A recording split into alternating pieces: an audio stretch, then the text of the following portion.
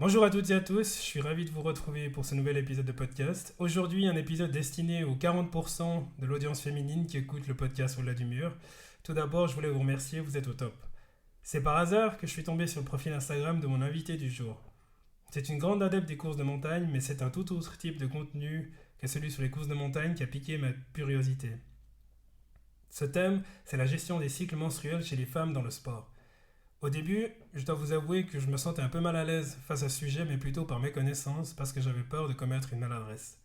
C'est compliqué de parler d'un sujet dont tu ne perçois les effets qu'à travers les personnes que tu côtoies. J'ai régulièrement entendu des femmes autour de moi dire qu'elles n'arrivaient plus à faire du sport parce qu'elles avaient leurs règles.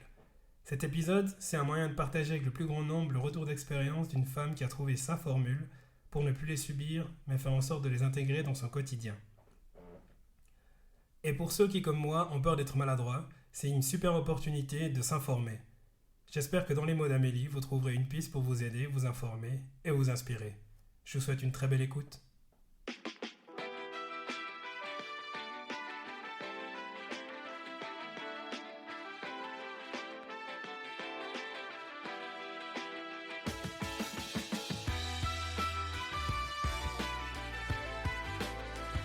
Bienvenue dans le podcast Au-delà du mur, le podcast destiné aux coureurs amateurs. Je suis Hugo Cabral. 2 fois par mois, je vous donne rendez-vous pour aborder les sujets comme l'organisation quand on n'a pas de temps pour faire du sport, la nutrition avec des conseils pour toute la famille ou encore la préparation mentale afin d'atteindre vos objectifs tout en jonglant avec vos responsabilités parentales. Restez à l'écoute pour des conseils pratiques et des interviews inspirantes pour vous aider à construire votre propre champion.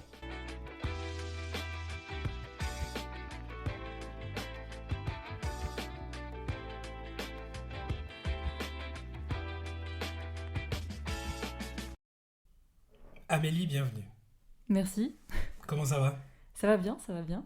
Le petit générique, t'as plu, ça va, t'es Ouais, dedans ouais. maintenant. Ouais, je l'ai écouté plusieurs fois ces derniers jours. Ah ouais? Ah, t'as cheaté, t'as cherché J'ai cheaté, à ouais. t'imprégner un peu pour savoir, oh là là. Il fallait travailler un peu, hein. Ouais, non, non, mais ça va, ça va. Tu viens raconter ton histoire, donc c'est très facile. C'est très facile. En tout cas, merci beaucoup d'être là aujourd'hui. Avant de débuter, petite question pour se mettre un peu en jambes. C'est quoi ce GOAT que t'as à côté d'Amélie? C'est un DAU, c'est ça? Un DAU, ouais, un DAU ça tourne toujours du même sens, donc c'est un petit peu compliqué. Non, je pense que c'est un petit peu un animal totem. Ah ouais? Pourquoi? Parce que t'aimes bien crapahuter en haut la montagne, c'est ça? Je crois qu'il y a une petite passion là derrière, ouais. Ah ouais? Ouais. Et puis une fascination aussi pour ces animaux qui vivent là-haut Mhm. et qui montent avec autant d'aisance, beaucoup plus d'aisance que nous, et avec des sabots en plus. C'est leur milieu naturel, je dirais, donc c'est un peu normal que ça soit plus facile pour eux. Ouais, ok. C'est une excuse pour du mec qui n'arrive pas à monter. En fait. C'est juste pour ça. Bien. Pour celles et ceux qui ne te connaissent pas, est-ce que tu peux nous dire d'où tu viens, comment ça se fait que tu es là? Alors, d'où je viens, j'ai grandi à Belfaux, donc vraiment pas très loin de Fribourg. J'ai fait toute ma scolarité à Belfaux, ensuite à Fribourg pour le CO, pour le collège et pour l'université. Donc j'ai passé beaucoup de temps à Fribourg. Et puis à travers ça, j'ai beaucoup pratiqué l'athlétisme. D'abord dans le club de Belfaux et puis ensuite au TSV Didingen, Outre-Sarine. Je suis très imprégnée par le sport et la course à pied, et le sport et la course à pied avec une origine fribourgeoise. Ok, excellent. Donc une pure clubiste locale. Pourquoi tu t'es expatrié au TSV?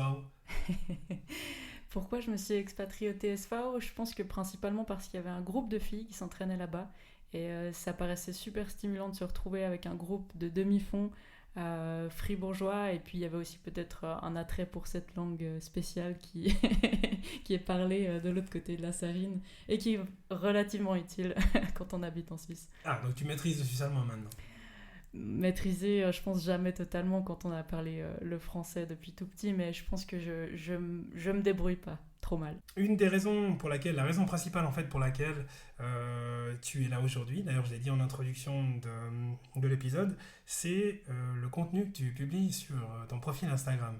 C'est du contenu qui est très différent de ce que j'ai l'habitude de voir, à plusieurs titres d'ailleurs. Tu parles très régulièrement des cycles menstruels et du lien avec le sport. D'où est-ce qu'elle t'est venue cette idée? Alors, donc il faut savoir que j'ai étudié le sport à l'université, donc j'ai fait un bachelor et un master en sport santé recherche à l'université de Fribourg. Et puis, durant mes dernières années d'études, j'ai commencé à m'intéresser au cycle menstruel. Je pense principalement parce que, en tant que sportive, j'ai été longtemps sous contraception et à un moment donné, j'ai eu envie d'arrêter. J'ai envie de retrouver un cycle naturel et puis en fait finalement à ce moment-là je me suis posé la question de qu'est-ce que ça avait comme impact ou qu'est-ce que ça avait comme répercussion sur mon entraînement et mes performances. Et puis en fait je me suis rendu compte qu'en ayant fait 5 ans d'études dans le domaine du sport, c'est un sujet qu'on n'a jamais abordé, qui n'a jamais fait l'objet de cours ou de publications que j'avais pu lire. Et puis là j'ai commencé à gratter et puis je me suis rendu compte que j'étais pas la seule sur cette terre à commencer à gratter sur ce sujet-là et que depuis 2019 finalement c'est un sujet qui commence à vraiment émerger, dont on parle beaucoup plus et puis il y a encore beaucoup de choses à faire mais c'est un sujet très très actuel. 2019, donc le lien est facile à faire avec l'éventuelle vague violette de 2019, donc il y a plein de sujets en fait qui sont sortis un peu de la boîte de Pandore et puis ça c'est celui qui t'a le plus attiré en fait.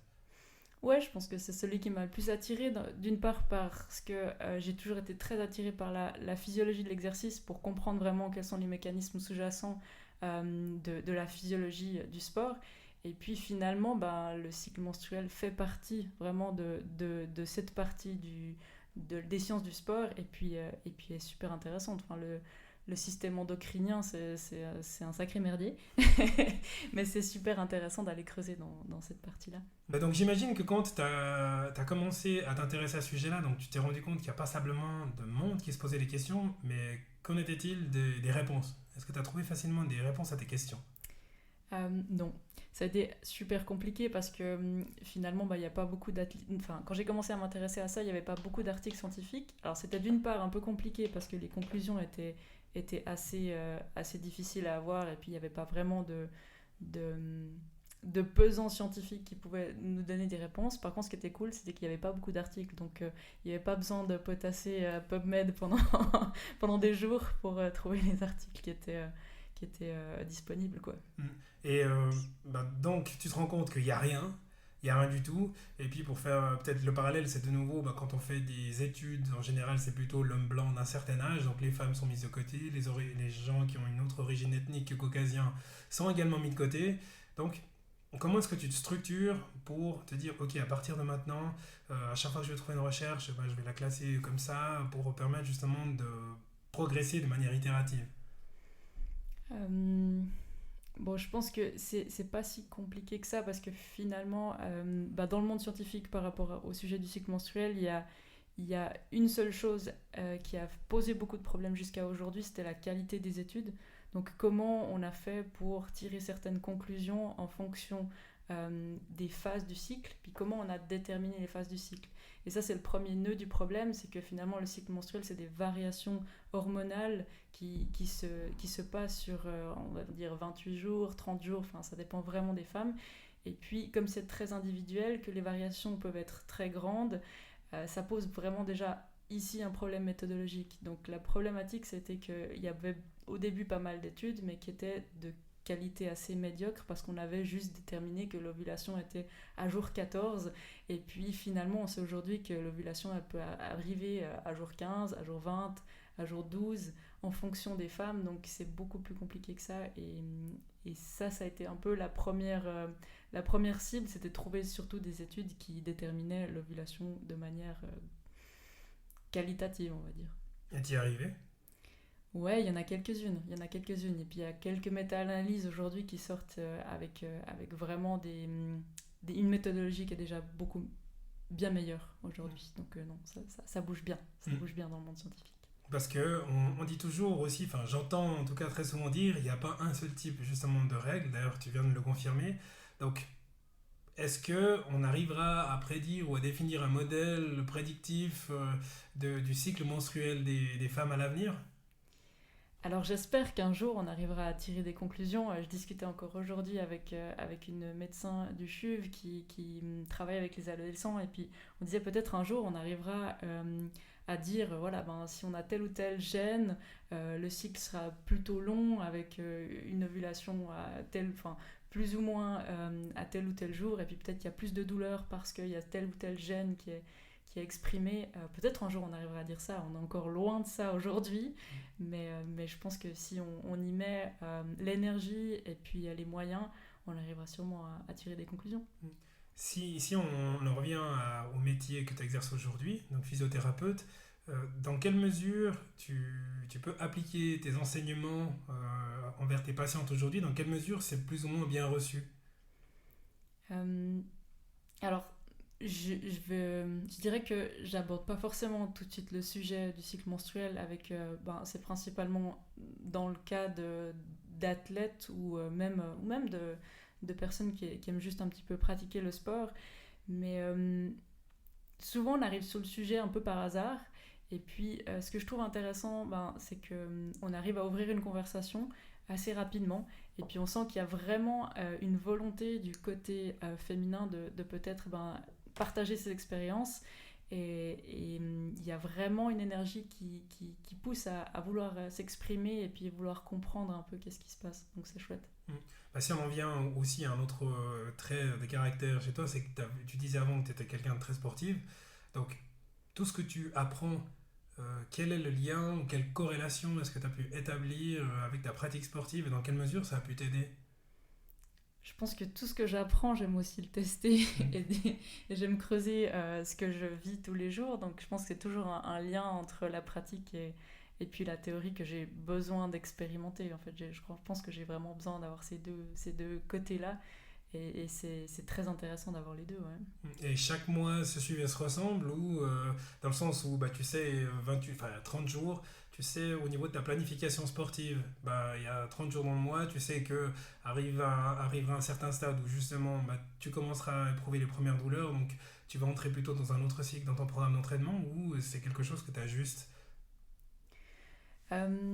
Alors, je vois plutôt ça souvent comme une trame de fond. Et je pense que c'est un petit peu la clé aujourd'hui. Déjà, il faut connaître sa trame de fond, c'est-à-dire vraiment avoir une toile ou une peinture, de se dire, ok, pour moi, ça se passe comme ça, début du cycle, premier jour de règle, je me sens au fond du bac. Donc, c'est vraiment un moment où l'énergie est vraiment basse. Ensuite, il y a peut-être 3-4 jours où je commence à sentir que l'énergie monte. Et puis c'est le moment où je me sens plus énergique ensuite. Et puis après, il y a une baisse d'énergie. Et je pense que c'est à voir comme une trame de fond. Et je pense qu'il y avait une idée à un moment donné d'expliquer le cycle menstruel avec les saisons. Et finalement, je pense que cette idée-là, elle est assez intéressante parce qu'elle permet d'imaginer qu'il y a toujours les saisons qui se chevauchent. Et puis, on pourrait dire, ça dépend vraiment des personnes. Mais par exemple, pour moi, je sais très bien que juste avant les règles, c'est clairement l'hiver. C'est qu'il fait noir, il faut sortir la fondale, il faut se pousser à mort pour partir courir. Et puis premier, deuxième jour de règle, c'est aussi toujours un peu l'hiver, début de printemps, il y a peut-être encore de la neige, c'est un peu difficile. Et puis après, à partir du 2-3e jour, je me sens vraiment toujours plus énergique, je peux entamer 1000 choses, je peux avoir 12 projets en même temps, je peux m'entraîner presque 3 fois par jour parce que j'ai beaucoup d'énergie. Et puis passer la période d'ovulation, je sais qu'ensuite ce sera une trame un peu plus douce, il y aura un petit peu moins d'énergie mais qui me permet quand même de m'entraîner. Et puis après on retourne dans l'hiver. Et ça donne aussi un rythme, ça donne vraiment une idée un petit peu de comment on peut agencer les charges, mais seulement si on a pu définir vraiment cette trame individuelle. Et ça, c'est le plus gros job, c'est apprendre à se connaître et puis apprendre à savoir quand est-ce que c'est son hiver, quand est-ce que c'est son été, quand est-ce que c'est son automne.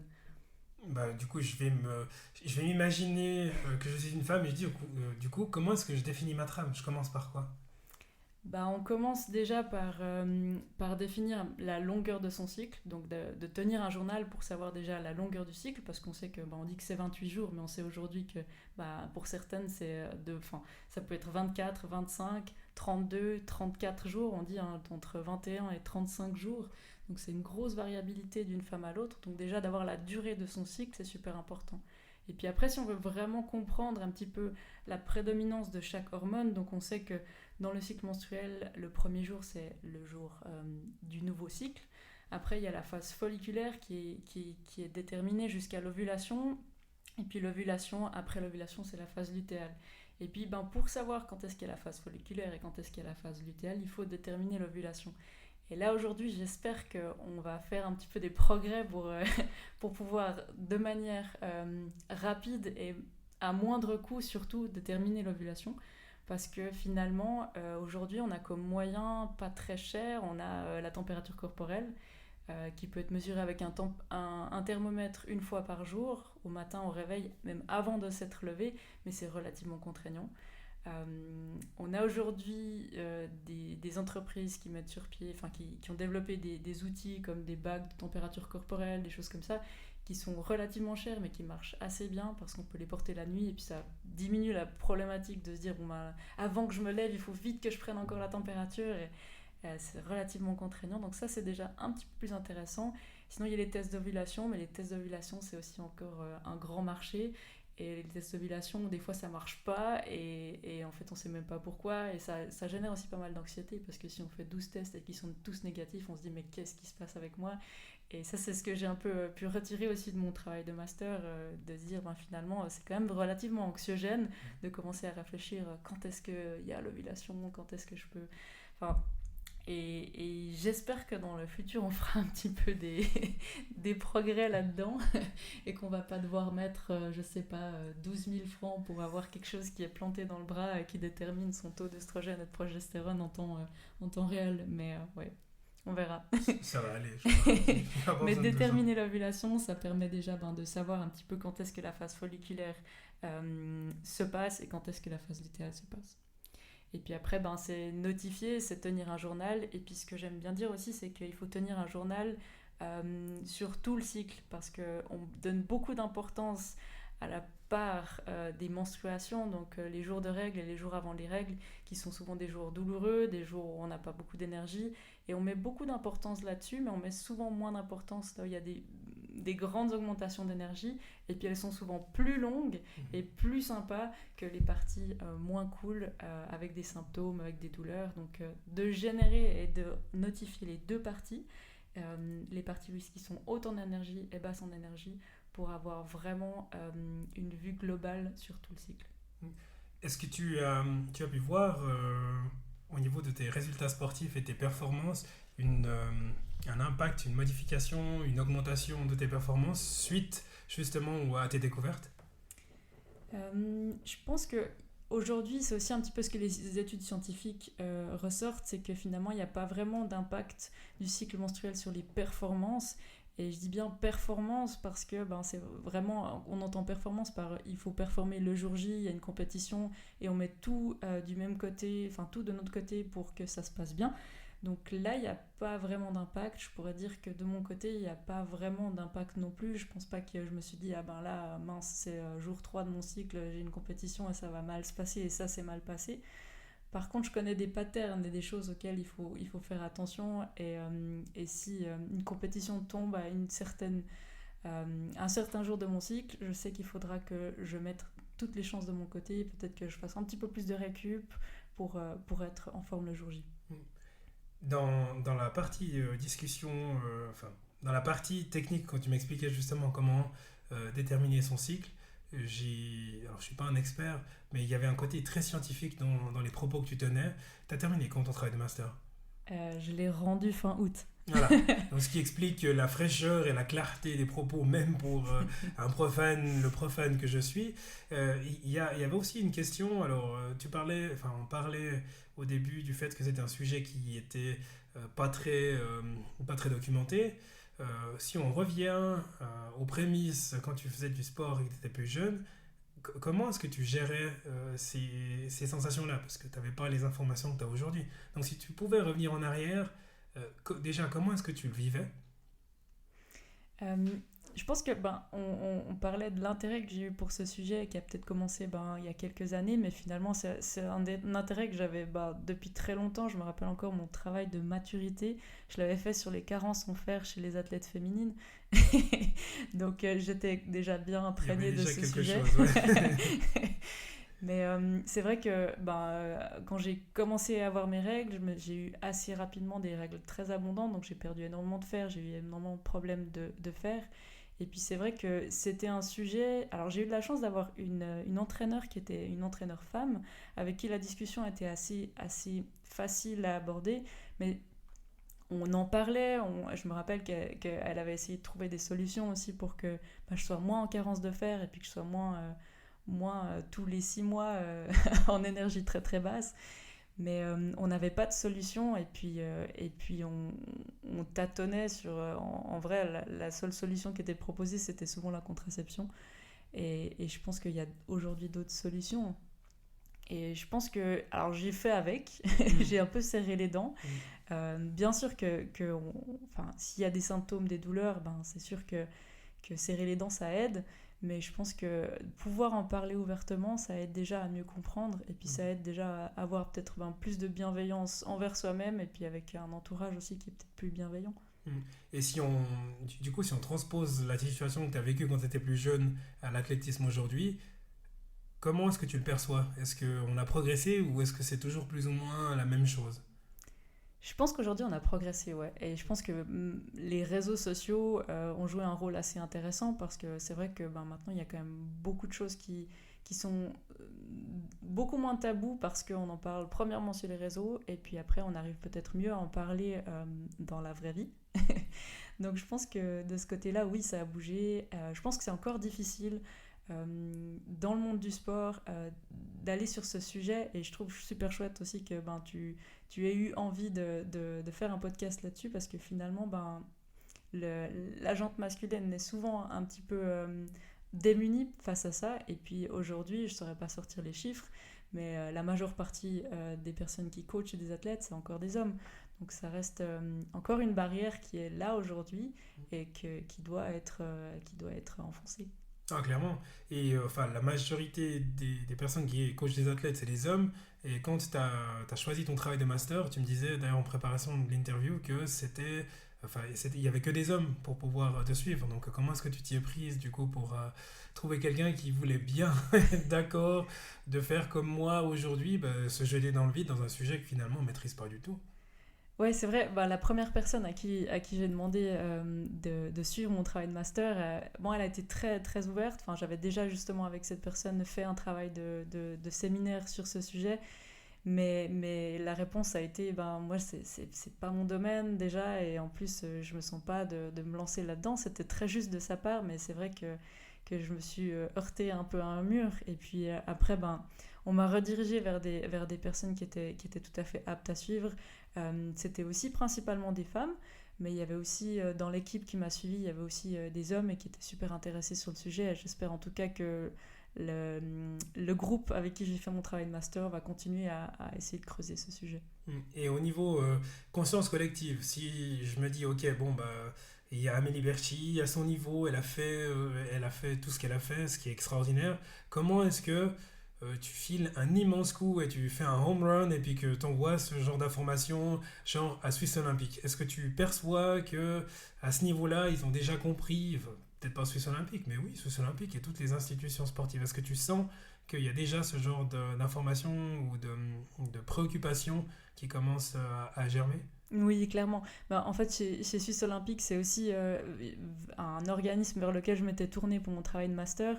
Malheureusement, personne n'a pu me suivre là-bas, mais j'ai eu beaucoup contact avec eux. Et eux, je crois, en 2020, si je dis pas d'erreur, ou peut-être 2021, ont créé tout un onglet sur leur site dédié à l'athlète féminine. Donc il y a un gros travail qui se fait de ce côté-là. Ils ont tout un pôle qui fait vraiment de la recherche et puis qui fait un travail de fond pour essayer de véhiculer une image positive sur toutes les spécificités de l'athlète féminine, parce qu'on parle aujourd'hui du cycle menstruel, mais le cycle menstruel ne touche pas non plus toutes les femmes. Et puis, il y a aussi beaucoup d'autres aspects de l'athlète féminine qui doivent être creusés aussi. Et donc, ils te sollicitent régulièrement, étant donné que tu as un réservoir d'informations. J'aimerais bien, après, on verra, peut-être que l'avenir me portera quelque part d'autre. Suisse Olympique, si vous nous écoutez, c'est pour vous. Si on en revient à un élément, un fil conducteur du podcast, c'est le sport. Je disais aussi en introduction que je suis entouré d'un certain nombre de femmes qui disent que quand elles ont leurs règles, justement, elles peuvent rien faire, elles sont clouées au lit. J'ai ma femme qui, de temps en temps, a des règles douloureuses. Elle peut rien faire. Pour toi, les règles, tu viens de me le démontrer, en tout cas, de par ton expérience, que c'est compatible avec une vie sportive. Est-ce que tu recommandes formellement, là je pose la question, de faire du sport quand on a ses règles? Oui, clairement oui. Alors, je vais mesurer un peu ma réponse, mais clairement oui, parce que on a suffisamment d'évidences scientifiques qui nous disent que la pratique du sport, alors on n'a pas besoin d'aller pour des intervalles difficiles, une séance d'entraînement dure, mais une légère activité sportive permet de diminuer un peu les douleurs de règles, permet aussi des fois de diminuer l'intensité du flux. Donc ça, c'est ce que les études scientifiques nous disent. Après, c'est sûr que ben voilà, chacun est individuel. Il y a vraiment de grosses variations entre différentes manières de vivre cette période de règles. Donc je pense que l'activité physique peut être utilisée comme médicament pour réduire les douleurs de règles, mais il y a d'autres choses qui existent aussi, et puis j'espère qu'on en trouvera encore d'autres, mais clairement, il faut faire du sport quand on a ces règles. Le yoga aussi, apparemment, donc dans les études, ils disaient l'activité physique modérée et le yoga permettaient de diminuer les douleurs. Effectivement, avec tout ce que tu me racontes, avec le réservoir d'informations que tu as et le potentiel de bruit que tu peux faire, je me dis que tu n'es pas vraiment à ta place. Du coup, elle est où Amélie dans 10 ans? Elle est dans 5 ans. Elle fait plus de bruit, je sais pas. Non, j'ai un peu de la peine à me projeter, mais ouais, j'espère que je me vois en tout cas toujours un petit peu à l'afflux de véhiculer une image positive dans les spécificités de l'athlète féminine. Mais on verra.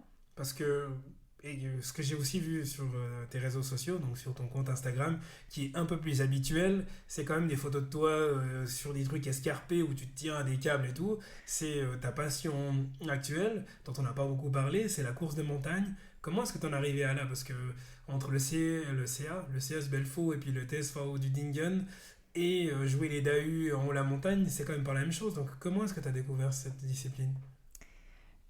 Je pense que j'ai des parents qui ont toujours aimé la montagne, et je pense que eux ont peut-être posé une petite graine à quelque part. Et il y a un moment donné où avec l'athlétisme, j'en ai eu un petit peu marre de tourner en rond dans un stade, je pense. J'ai aussi eu une période qui était assez imprégnée de blessures, et puis je pense que retourner à l'athlétisme, c'était toujours difficile. J'ai fait un peu de course sur route, mais la route, c'était pas très fun, je trouvais. Et puis aussi, en 2015, j'ai commencé à travailler l'été dans une cabane de montagne. Donc pour moi, c'était un petit peu pendant l'été une évidence que pour s'entraîner, ben, il fallait absolument gravir des chemins escarpés. Et puis de chemins escarpés à mener à hors chemin escarpé. Et je pense que ça s'est fait vraiment progressivement en travers de la montagne. Et puis à un moment donné où je me suis dit, bah, en fait, courir en montagne, c'est vraiment vachement plus fun que la piste. Je confirme. Par contre, tu avais quand même des prédispositions qui sont certainement liées à ton passé dans l'athlétisme, qui font que tu as quand même un palmarès qui commence à devenir intéressant quand même. Donc c'est très beau les compétitions auxquelles tu participes. C'est laquelle d'ailleurs rafraîchis-nous la mémoire, la dernière à laquelle tu as participé? La dernière course que j'ai faite, c'était l'extrême à Zermatt, donc une des courses de l'Ultrax de Zermatt, qui est une course qui se déroule pour 70% hors des chemins. C'est une course un peu spectacle, qui est très médiatisée, mais c'est vrai que c'est une course qui est super intéressante parce qu'il y a une partie sur chemin, et puis après on sort des chemins, on descend dans des pierriers, on remonte dans des pierriers, on traverse des glaciers, on court sur des arêtes. Et ce côté aérien, ce côté un peu plus sauvage m'attire beaucoup. Et j'aime beaucoup me dépenser dans ces environnements qui font un peu rêver, en fait, qui sont féeriques et qui sont magnifiques. Donc, t'as trouvé un peu ton élément, quoi. Donc, tu vas rester en montagne à nous poster des photos spectacles, justement, à l'extrême. C'était à l'extrême que j'avais vu la dernière photo. C'est exactement ça. Et si on en revient au contenu des réseaux sociaux, tu parlais avant de faire du bruit sur les réseaux sociaux. Est-ce qu'il y a des personnes qui te contactent via les réseaux sociaux pour poser des questions ou alors te dire non mais attends, pourquoi est-ce que tu parles de ça ici, etc. Alors j'ai eu quelques sollicitations, souvent plutôt, pas forcément, enfin plutôt bienveillants, plutôt en Mm. disant ah ouais, mais du coup tu penses quoi de ça? Parce que c'est vrai que comme il y a encore peu d'évidence scientifique sur les réseaux, on y va un petit peu de tous les conseils. Et puis il y a beaucoup de choses qui sont très intéressantes et qui sont très justes. Puis de temps en temps, il y a un peu des choses qui sortent de l'ordinaire. Et puis j'ai ouais, quelques demandes par rapport à ça, par rapport à est-ce que tu valides ou pas cette information. Donc les gens savent finalement où aller chercher l'info, quoi. Ouais, je pense. Après, ben, j'ai aussi passé un petit peu de temps pour recruter les participants de mon étude et je l'ai fait via les réseaux sociaux. Donc ça a aussi peut-être un peu influencé ça. J'ai totalement en tête où tu seras dans 5 ans, mais du coup je vais le garder pour moi et puis on se prendra un petit thé dans 5 ans et on verra si j'avais raison. Avec plaisir. Je te remercie infiniment d'être venu me rendre visite, Amélie, et d'avoir répondu à mes questions. J'espère que ce contenu va aider un maximum de personnes et puis qu'on va continuer à faire du bruit et puis que j'aurai apporté ma maigre contribution à ton succès. Je te souhaite très bon vent, Amélie. J'en suis persuadée. Merci infiniment, à très bientôt. Merci à toi.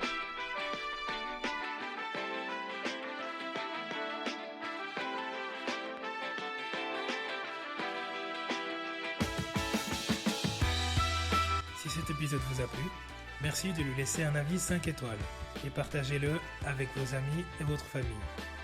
Me laisser un commentaire, c'est m'offrir l'occasion de m'améliorer pour continuer à être écouté par vous. D'ici la publication du prochain épisode, vous pouvez retrouver mes aventures sur le compte Instagram podcast Au-delà du mur. Portez-vous bien, allez à très vite, ciao!